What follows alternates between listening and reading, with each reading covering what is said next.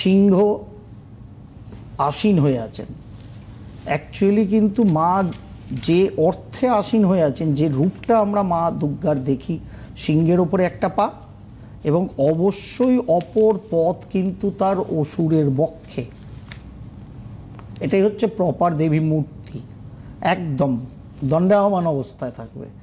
সিংহের ওপরে একটা দক্ষিণ পা মানে ডান পা এবং বাম পদ মায়ের থাকবে কিন্তু অসুরের বক্ষে।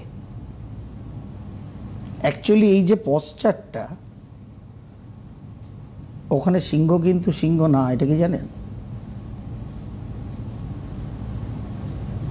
সিংহ না মানে? সিংহ তো সিংহ আমরা দেখছি, মায়ের বাহন। সিংহ কে? পুরাণ বলছে নারায়ণ।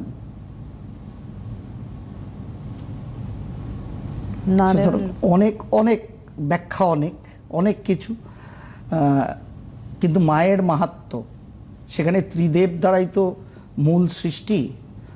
সুতরাং সর্বাপেক্ষা সেরা জায়গা এই আশ্বিনের শারদোৎসব কিংবা আমাদের বসন্তের শারদোৎসব।